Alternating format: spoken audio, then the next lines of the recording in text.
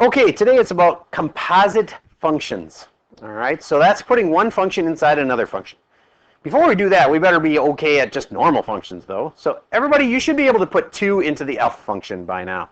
But I want to show you how you really should do this. I know you can just do it really quick and dirty in your head, but you should take this, you should write it here with an empty parentheses for the x. And I know some of you don't believe me that that's going to matter. I guarantee you there's one on the homework where you will get it wrong if you don't have a parenthesis for the x, because you'll drop in the negative, and without the parentheses you'll get one answer. With the parentheses you get a different answer. You need those parentheses there. Now I'm going to drop in the 2. And now, I know you could have done this one in your head because it doesn't have a negative, and the final answer is negative 6 plus 2, or 8, is 2. Raise your hand if you had 2 for that one. Okay, good. On to the next one. We're going to drop in negative 3 into the g function. All right, so that's this guy right here. What do you think I would want you to do? I would want you to take this function right here and put an empty spot where the x is. This is the same thing we do in pre-calc. It's not like I'm treating you like a baby. It's important to have that parenthesis because the negatives. Lots of people in pre-calc lose a whole grade based on making mistakes with negatives. Go from an A student to a B student just because of that. All right, so what's that make? Okay, positive 6 plus 4 makes 10 divided by 2 is? All right, so 5 is the final answer. All right, moving on. Remember that this is the input and this is the output. And another thing I want to point out that's really important is if I had a point like 3, 8, do you get where they would be? This would be the 3 and this would be the 8. F of 3 equals 8 if 3, 8 is in your function. You getting this? This is the x, this is the y. This is the x then, and this is the y. So f of 3 equals 8. Question or comment?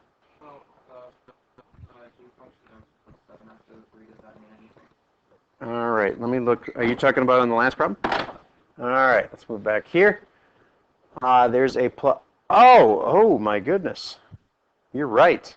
I screwed that up. I didn't even mess that up last hour. I happened to mess it up this hour though. Okay, so it came out to 5.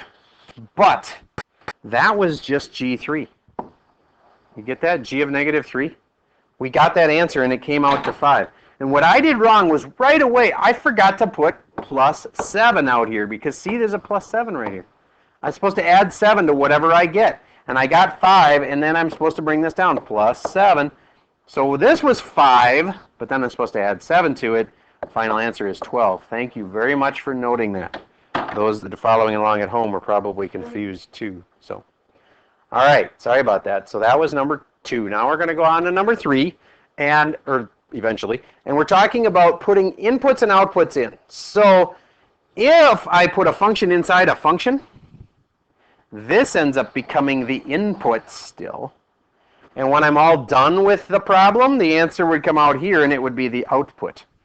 They're pointing over here just because this whole thing together ends up giving an answer which we put over there and is the output. All right, so the easier way to think of it though is if you just look at this screen, do you see that it looks like one function swallowed the other function? You got one function inside the other one, okay? All right, so the g of x, we usually start on the inside of all math problems, so you just have to figure out this function first. When you're done and the answer comes out to like 10, now we do f of 10. Because you figured out that, oh, g of x was 10, now it's f of 10. All right, moving on. Here's an example of one. Remember how I said to start on the inside? Looking at problem 3. The inside. Mr. EQ, tell me what to do. So before minus 2, so 2. And now what should I do next?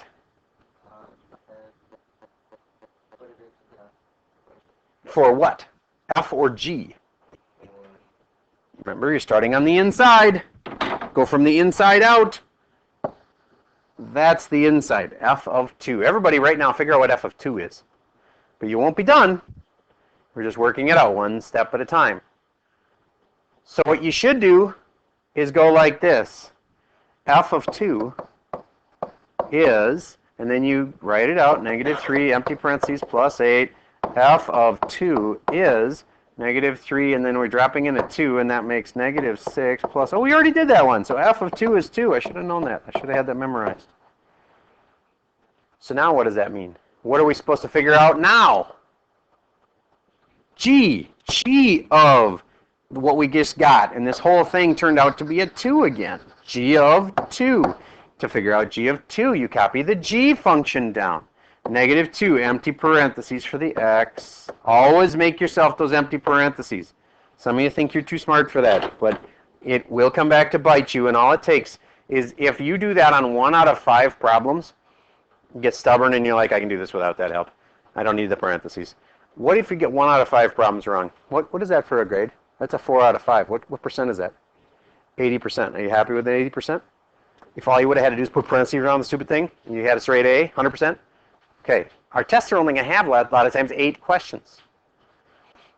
So what happens if you get one wrong? Pretty much lose a whole grade.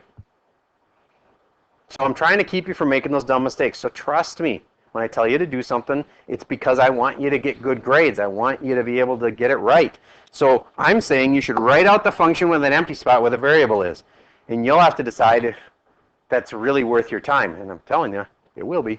Okay, I'm going to have to stick in what for the x. I just figured out that x is 2, so I'm putting in a 2 there. And this comes out to negative 2 times 2, which makes negative 4. Negative 4 plus 4, wait a minute. Negative 4 plus 4 makes 0. 0 over 2. Now you have to know whether or not that's the one that's okay, or whether or not that's the one that's undefined. So there's a 0 on the top or a 0 on the bottom. One of the answers is 0, one of the answers is undefined. So this answer is either 0 or it's undefined. What do you think this one is? 0, you are correct. It's only 0 on the bottom that's a problem. This one's just 0. If you took a calculator and said 0 divided by 2, it would say the answer is 0. It's like you have 0 cookies divided amongst 2 people. That means they don't get any cookies. 0 cookies. And the other way, 2 people have 0 cookies. 2 divided by 0 is not something that you would be able to do. Okay. So final answer on that one was 0. All right, let's move on to this one over here. It's got 2 parts to it. It's got the f of 10. That's a pretty easy part. Everybody figure out f of 10. Sticking in a 10 right there. Negative 30 plus 8. What's that make? Negative 22. Negative 22.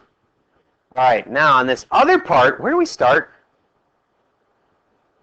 Start on the inside and then work your way out. It's kind of like baby chicken hatching out of the egg. There is an analogy there too that's kind of good math-wise. Did you know that if you know that your baby chickens are about to hatch, and then if you crack their shells open for them, their death rate is much higher than if you let them peck their way out of the shell. You wouldn't think that. You'd think you'd be helping them out. But what you're doing is you're stopping them from having a workout. Their neck and everything gets a good strength workout. And the ones that come out that haven't had that practice, they're weaker. You start out in the world weaker, you have a less chance of survival. Okay, so anyway, the point math-wise is that some of you guys are going to be trying to peck your way out of a math problem. And I will help you a little bit, but I'm not going to do the whole thing for you, because then you get weak. I need to help you a little bit and then let you work on it again. Okay, so if you're stuck on a math problem, I'll probably tell you the next step, but then I want you to try it again. Because if I just do it for you, it's like with the baby chickens, you'll end up weaker than if I let you work it out yourself. But I do need to help. Some people take that too far and they're like, kids need to do it themselves.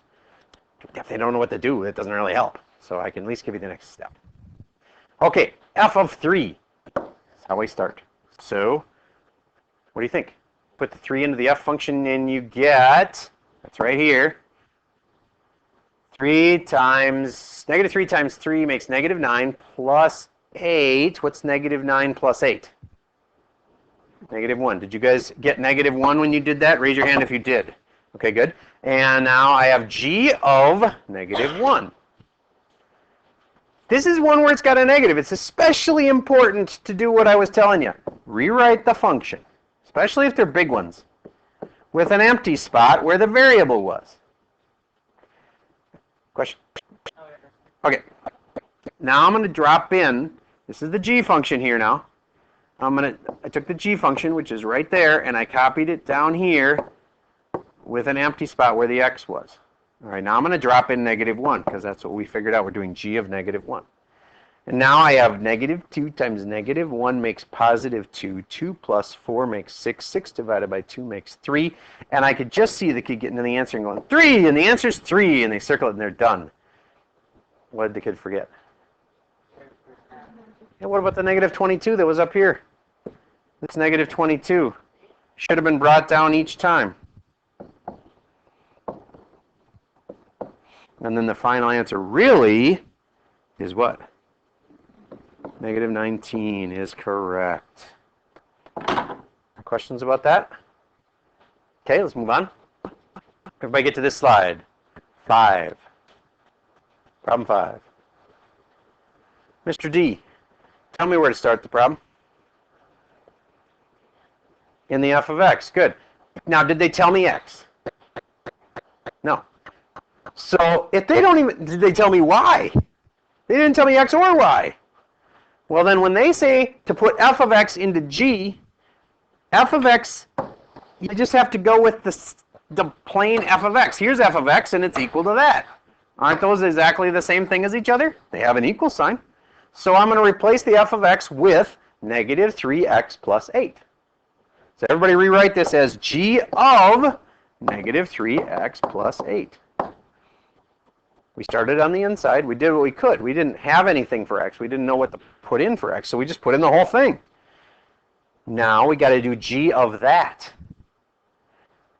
That means put this into the g function. So once again, my advice, especially if it involves negatives, which this one does, is to take this function and rewrite it with an empty spot for the x. -2, empty spot, plus 4, all over 2. And then drop in this. Then multiply it all out, and let's see what you get. Be careful now with the negatives. A lot of people screw up those negatives.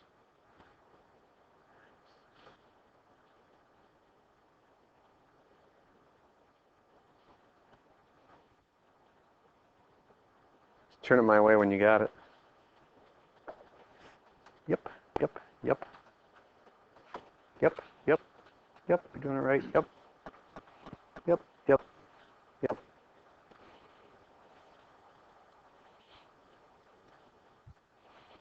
Yep, yep. Simplify it a little bit and you'll have it.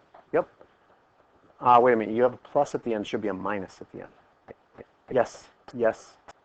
Your last number's wrong somehow. Show me where you are. All right, good. Except there's supposed to be a negative in there at the end. Why? Because there was a negative in the problem. When you did the -2 times the 8, it should have come out to a -16. All right? All right, so I'm dropping this in, -3x plus 8. Now I take the next step, which is multiplying it out. That times that, that times that. This is positive 6x, and then that's -16 plus 4 all over 2. Then those guys go together and make 6x minus 12 over 2. And then you have to be able to do some canceling. What goes into all of them? 2 does. 2 goes in here 3 times. 2 goes in here 6 times. And 2 goes in here once. Final answer, 3x minus 6. That was a tough problem. All right. Let's move back up and look at number 6. It'll be a pleasant, easy relief. Everybody try number 6 without me. Put in 0 into the one function, put in 2 into the other function. Get your two numbers first, then divide them at the very end.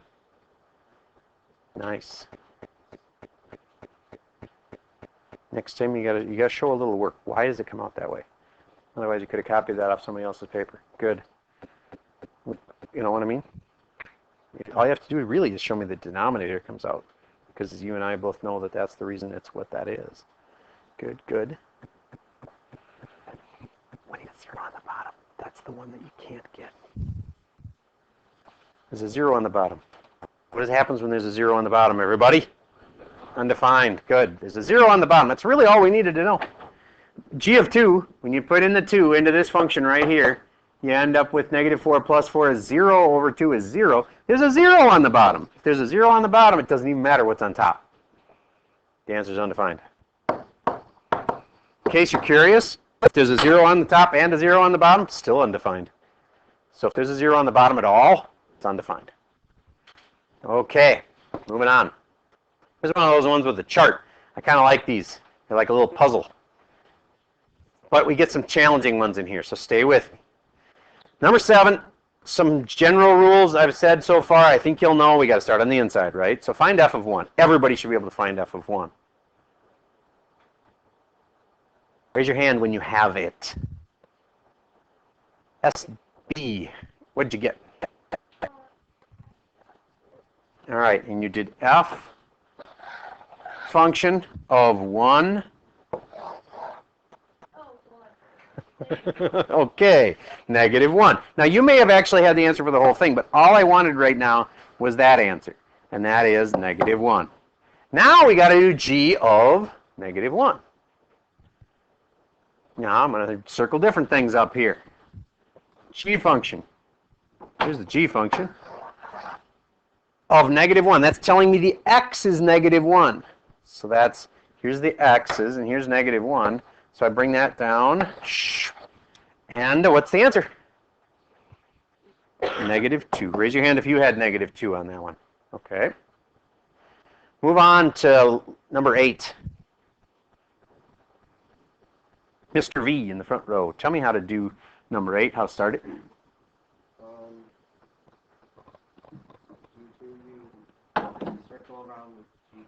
I agree. G of what? So I find x is 2, and I go like that. What's the answer? Wait. 0 goes here. Okay, now what? So that means the x is 0, which means that Take this, and I move it, right? To where? Boop, right there. Nice. Then that one right there is the answer. Oh, I can't make it. Weird. That one. So that one's the answer. Raise your hand if you had 1 for an answer. Okay, good. Number 9. Definitely the toughest of them all. My smartboard got messed up. I'm going to fix it. There we go. Everybody try number 9. Start in the middle. This is where your player's supposed to start, and then you go, wait a minute, all I have is f of x. I don't even have a function for f of x to put in there. So there's nothing you can do on the inside. You can't do f of x unless they tell you what x is, and they haven't told you what x is. So this actually helps me, and I don't know if it'll help you or not, but I'm going to scribble this out.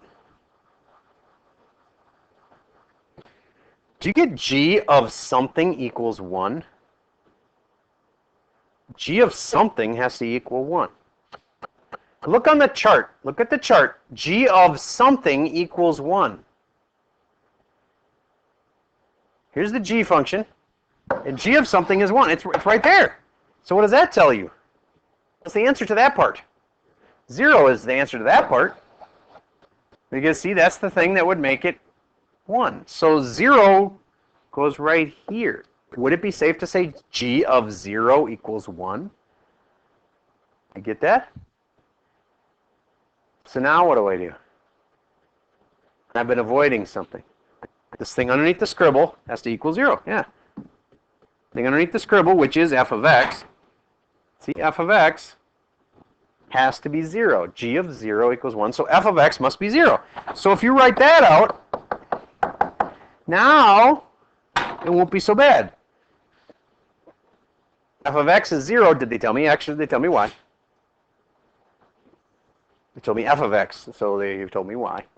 All right? So I go to the f of x function, and f of x is 0. here's f of x function. Did they tell me the x? No, so I'm not going to even use that column. Instead, I'm going to say f of x is 0. 0 is the answer. This one's the answer, so which x went with that?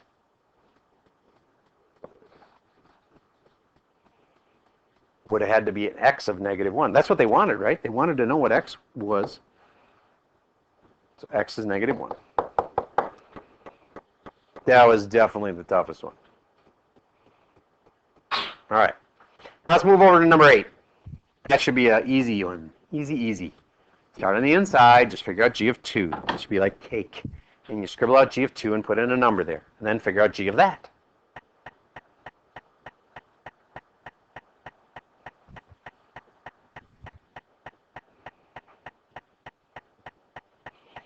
Well, it's Thursday, and next Tuesday, this coming Tuesday, like after this weekend, we have our first test on this stuff.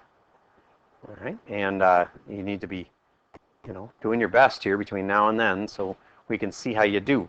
If those of you that bombed our first test and also bombed the second test, that'll be a sign that maybe honors is going to be a little bit rough for you. But if you're working at it, you can make those basics better. This really doesn't take that much time. You just have to come in the morning, work on it, watch the videos at night. Okay, g of 2. Here's g of 2. Where's this one? And I get 0. Then g of 0. G of 0 is back here. Oh, sorry, that one was 1. Okay, sorry, number 10. You're right. G of 2 is 0, and now f of 0. F of 0. Well, that means I'll just use a different pen here. Go. Yeah, yellow's impossible to see. Let's go with this. F of x, f of where x is 0, which was right there, gives me -4. Raise your hand if you had -4 for an answer. Awesome. All right, and that's all we have. So there'll be a few tricky ones in there. Hey, it's an honors class. You're supposed to be challenged a little bit. So your homework is in a normal place. And remember that version 3 has been assigned now, but it's not even, I don't even give it a due date. I'd probably be like Wednesday next week. But if you want to work on it, you can. But for tonight, definitely focus on the normal homework. Okay? That's all I have for you.